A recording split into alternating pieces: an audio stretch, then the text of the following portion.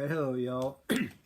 That was a little violin piece by Joshua Bell, who was born on December 9th, 1960. And I picked that because there's a real interesting backstory to that. You might have heard some weird noise, like it was actually a subway going by that you normally don't associate with, at least when I play this music, right? So a few years ago, the Washington Post did an experiment where Joshua Bell is one of the most famous violinists in the world, right? And he actually has a violin that's worth $3.5 million, which is what he was playing. And so they put him 3 days after he did a big concert, like for thousands of people playing that same piece of music. They put him in the Washington, D.C. subway and filmed to see what would happen. Just had him like in a baseball cap just playing.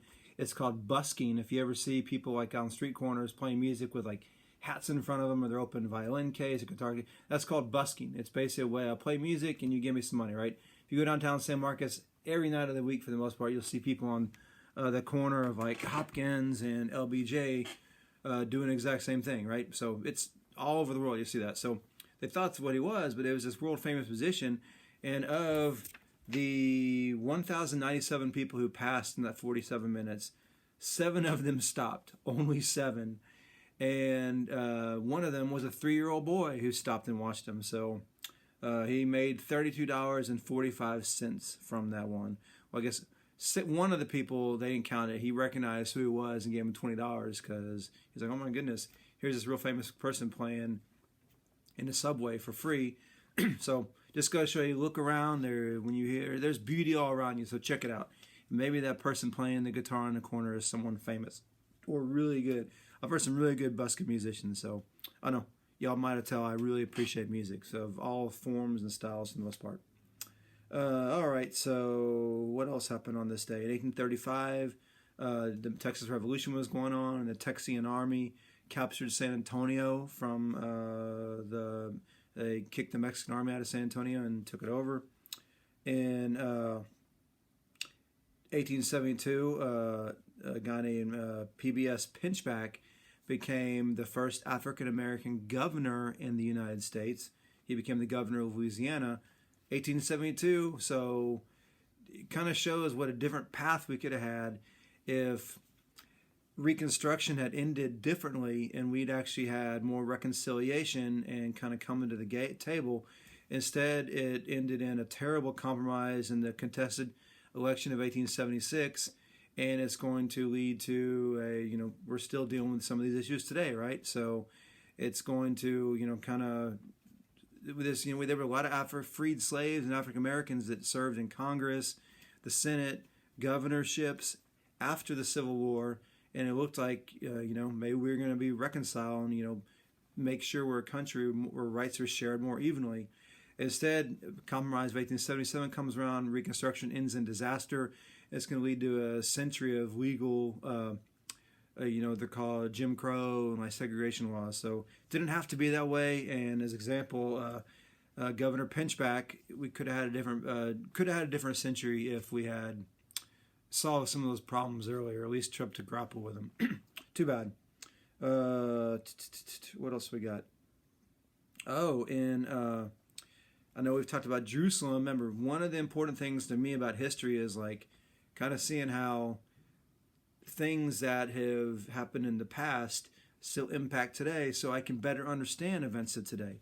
So we've talked about the Crusades and Jerusalem Jerusalem really is a holy city for Muslims, for Christians, and for Jews, right? There's all sorts of religious significance, sometimes within the same like acre of land, right?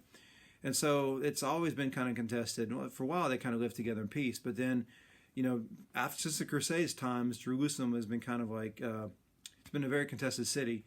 And one more time, they added another layer to this. The Ottoman Empire controlled Jerusalem. Of course, they were a primarily Muslim nation, or empire rather. And in 1917, remember, they were part of the Central Powers in World War I.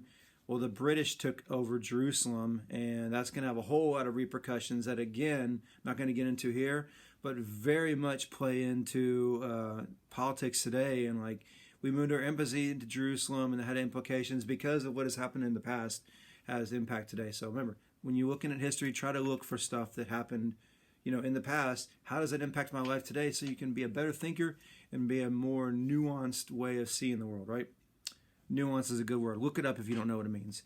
All right, also on this day, very significantly, in 1979, smallpox was declared eradicated.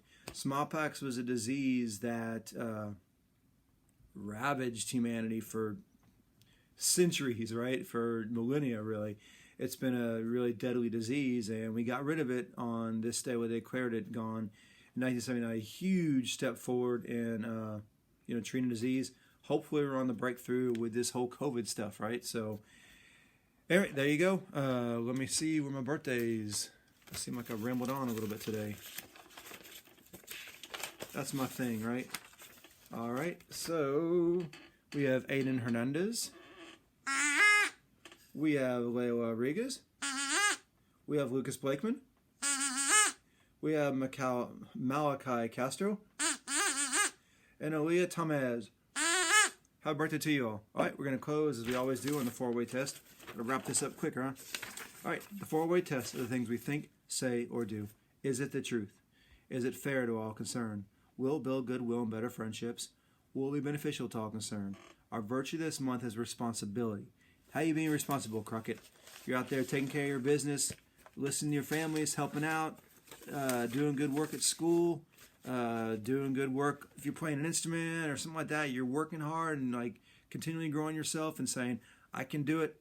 I'm going to continue becoming a better person. I'm going to set my goals and take care of what needs to happen to make that happen. All right, so no missing y'all and hoping you have a good day. Bye, guys. See you tomorrow.